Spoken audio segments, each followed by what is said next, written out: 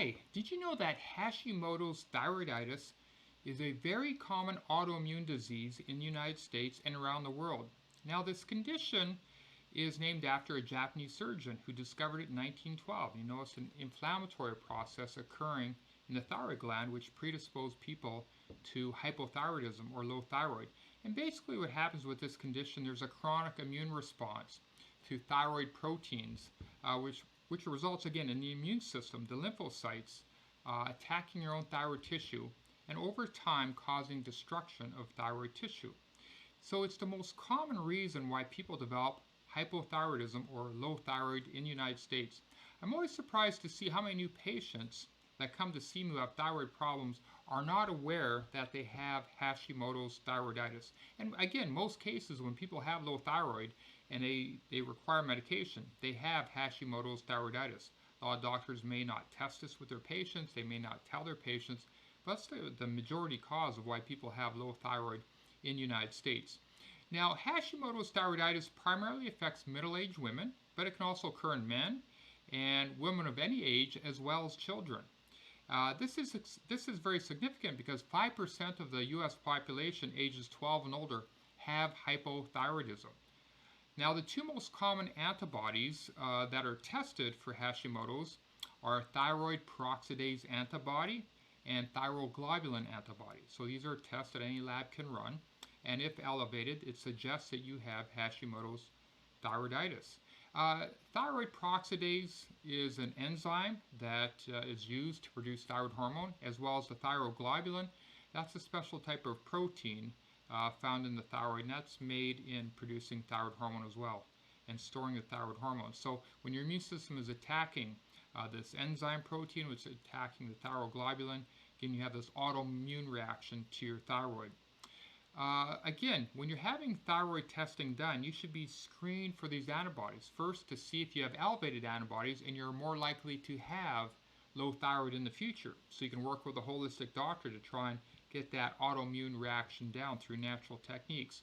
If you already have low thyroid and you're on thyroid replacement, I still test patients for this because if we're doing the right things, typically over time, those antibody levels will come down, showing we're decreasing the autoimmunity.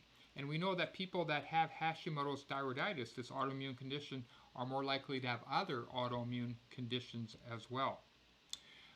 We know that first-degree relatives of people with Hashimoto's thyroiditis have a 9-fold greater risk of developing it. So you can see there's definitely a genetic component to the Hashimoto's thyroiditis for some people. But again, most doctors unfortunately don't address it, but holistic doctors like myself do.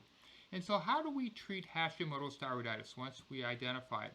Well, there's some good evidence that people on gluten-restricted diets can improve. If you have gluten allergy or gluten sensitivity, by restricting or avoiding gluten, that sometimes will bring down the autoimmune response against your thyroid tissue. Treating intestinal infections, things like candida or fungi overgrowth, other organisms in the gut, bacterial, parasitic infections, that may trigger autoimmune responses, some research is showing. There's some good research showing that people that have vitamin D deficiency are more likely to develop Hashimoto's thyroiditis, so you should have your vitamin D levels tested as well. We know that selenium supplementation helps some people with reducing the antibodies with Hashimoto's, and so you can also have your blood selenium levels tested as well. Make sure you don't have deficiencies along with the vitamin D. We find that stress hormone imbalance, things like imbalances with the cortisol, with the DHA, the stress hormones, which help to modulate the immune system, keep the immune system balanced. If there's imbalances in these hormones, we find people are more likely to develop Hashimoto's thyroiditis. And by treating those, oftentimes the antibody levels will improve. Also, perimenopausal, menopausal women with the hormonal changes, the estrogen and progesterone, balancing those out often will help with the antibodies to the thyroid as well.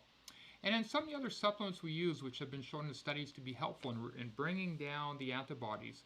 One is selenium, like I mentioned, 200 micrograms a day. There's some studies on that.